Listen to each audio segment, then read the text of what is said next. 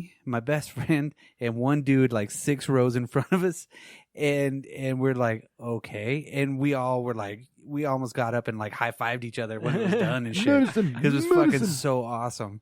I mean, and we were just amazed that nobody was fucking there that day. That's cool. Recently, last couple of days, my friend Stefan, he actually took a picture of himself in that new Annabelle movie theater, all by himself. And he's like, the whole place to myself. Wouldn't that be weird if he sent you the picture and then the Annabelle doll is in the way with that? Like, somehow it's there. You have to like zoom in to see it. And yeah, he's like 1,000 miles away too. I just have to walk him through it. You're like, turn left, no right. How would I know? Yeah. He's got to send you picture updates the whole time.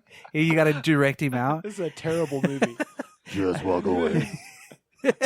I did see The Exorcist when it re-released years ago by myself too. I was the only one in the theater, and I was just waiting for somebody to come fuck with me. So I sat at the very back of this theater, and he was just always constantly looking around like, somebody's got to scare me.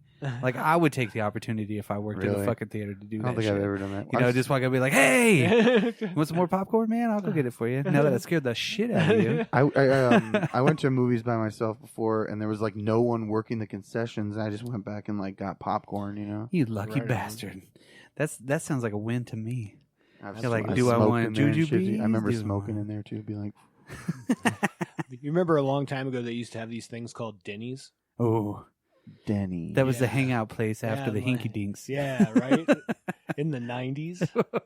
And we would all meet up there. And Genies? Shout out to Genies. I got to the point where I knew the waitresses and the staff pretty well. Dang. Because it was like the place where you went at 2 a.m., you know what I mean?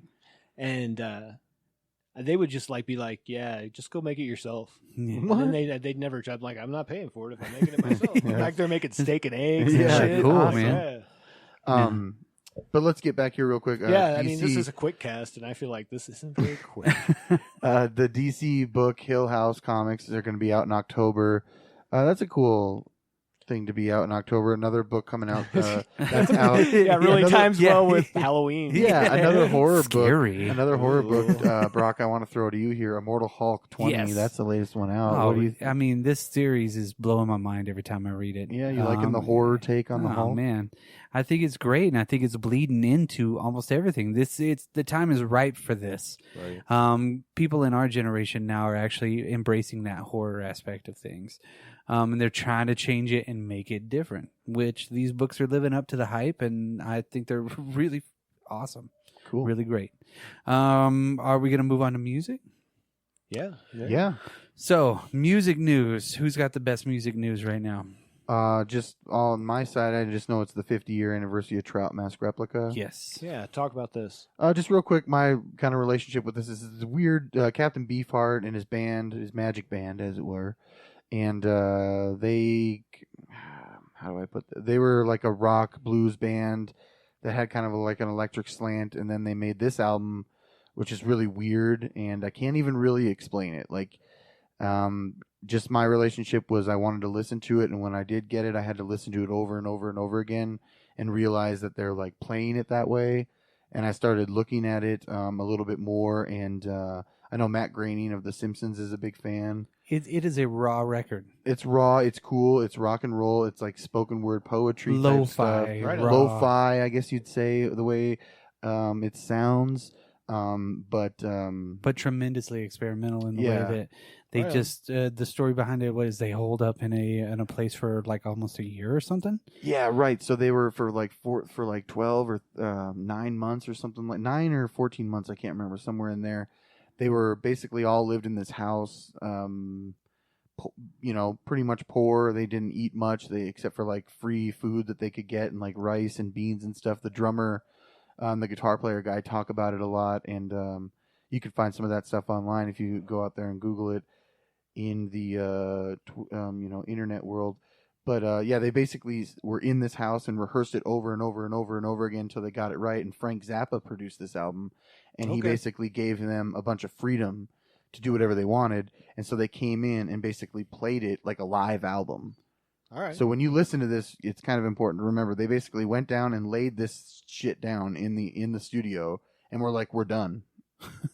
we recorded this over and over and over. You know, they lived it for a long time, and they talk about how it was hard to, you know, like keep up with it and keep all the weirdness going because it's very like 60s, you know. I don't want to say like free love and peace, but you know, like it's very of that time that you know, of that, you know. Well, era. you gave me a copy of it the first time, and just going through it, you're like, wow, this is different. It really so is different. That's the best way to put it. And then you after more repeat listenings, you really get to your ears kind of adjust it. to Yeah, it. I would like to talk about this again on the next Quickcast.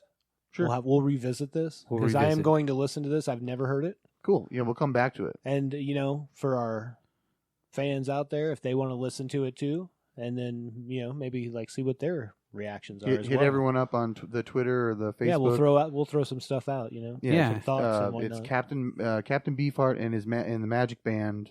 Trout Mask Replica. One of the most iconic LP covers of all time. It has too. a very iconic LP cover. It's you know, you'll see it. Yeah, it's a dude, and then he's got his hand up, and then it's a trout. He's holding a trout in front of him, and he's hat. playing a trumpet, Yeah. and he's holding it to in a perspective in which it looks like his face, and then behind him it's like a pink reddish color. It's very cool. It's hard to find LP too. It's pretty, you know, if you look on eBay. They probably didn't make that many at the time, or they did, and then they just kind of like fell to the wayside like the Stooges. I'll come back with the name of the record label that Frank Zappa had, but basically Frank Zappa had some control or whatever, and he was like, I'm going to start a record label and let people do what they want. And one of the albums, they had done another album called Safe as Milk. Yeah. Before this. Well, the only reason why I know that one is because I read an article from Boots Electric. Jesse Hughes, lead singer of Eagles of Death Metal, greatest rock and roll band ever. Thank you. And he said that pretty much the whole entire idea behind Eagles of Death Metal is in that one song, Dropout Boogie. From Safe as Milk. So that's why I checked that one out. And it's a pretty awesome song, but I really think he was throwing everybody off on that because Sticky Fingers is the Eagles of Death Metal. All the way through. You just keep listening to that. Huh? It really is. And all the way through that you can hear the hints in the way that they have drawn from that. And I bet you he listens to that and he's like, how am I going to make a song this fucking good? Sure. And to kind of try and segue back before we get rid of it is the Trout Mask Replica. You can... it's going to be hard to like listen to it at first, maybe for some people, and maybe I shouldn't even say that. I should just let people listen to it. Whatever, just ignore what I'm saying. Yeah. But let them experience. Its influence is undeniable. Yeah. Like there's so much in there that you can see it bleed into other artists over the decades, and not just music too. Not just music, but art and Nice. poetry and literature, and I don't know. But it's cool. So yeah, listen to it. Tell us what you think, Dan. Give it a listen, and then we'll kind of revisit that. Yeah, topic again. we'll talk about it next week. I'll throw a link to something in there. Yeah, cool. So what's the other big news? Big news, Dan. Yeah, I don't know if it's big news, but It's still cool news. It's pretty cool news. Josh Homme and Dave Grohl and Billy Gibbons from ZZ Top. Either recording together. Either they're doing a new Queen song, Queens of the Stone Age, or they're doing a Desert Sessions. That's kind song. of where I was leaning. Or this is my theory. It's a new Them Crooked Vultures. Like a new version of? Yes. Okay. Now, if Josh Homme's playing bass, he is a fucking badass bass player. Some of his best work is on bass. Agreed. So you put him on bass, a lead guitarist playing bass with Billy Gibbons. Thank you. Yeah. Thank and you. even Josh Homme can play drums too. Yeah. So why wouldn't him and Dave Grohl switch? I think they should just rotate around. Man. and then they got to bring in Alan Johannes, of course. And then they have Alan Johannes on this, and then it's Them Crooked Vultures 2. So no John Paul Jones. Right. That's sad. That's but not I could sad, see it happening. But if it rotates out like that, that might be the coolest thing ever, dude. What if they bring in John Paul Jones to play with them too? Here's what I think. I think Josh Homme and Dave Grohl were like, "Hey, you know it'd be really cool. Yeah. Let's get everybody really cool to record with us. Let's do one more. We'll just keep doing it until like we go through the people we want." Well, what's the like? When are they going to release something? They said possibly by Halloween, right? I would hope. So they're just together recording. Yeah, something. yeah. Okay. Well, cool. John Paul Jones has been seen in L.A. a couple of months back doing some Right, things. right. So Well, they good vibes, and good that's what vibes. it's kind of almost in the cycle for them. Crooked Vultures after the last Queen's record, which was really successful. Iggy's record before that one with Hami. The new Eagles, a death metal record. So it's time. Yeah, I'll buy It's that break time for something, a new project. And if it is a blues based rock and roll fucking freak out, then it's gonna be bitchin'. Absolutely. 100 fucking percent bitchin'. Josh Homme he's royalty. He belongs up there, sitting up there playing guitar with Hendrix. On the Not right now. No, Yeah, don't leave us, please. Is he on your Mount Rushmore though, or Oh, whatever? of course, man. Yeah. Yeah, of course, dude. He's up there. Yeah. Sure, for sure. He's on one of the highest levels. He's ascended beyond anything else that I could Well, ever imagine. I think just his prowess at all parts. Everything. That's the thing.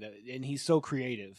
You know And what I mean? don't I get me think wrong, that's- Dave Grohl too. Oh, Same thing, absolutely Dave with Grohl Dave too. Grohl, yeah. But Hami has got this something that just like touches something in my brain that I like that more than the Foo Fighters.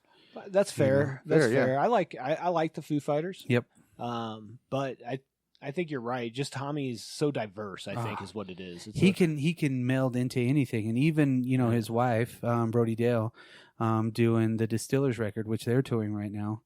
He had some influence on that. Probably he wasn't probably playing anything, but he had influence on it. I mean, the Eagles, the death metal, released that last record that we talked about, the covers record. So of course he played probably some of the stuff on that.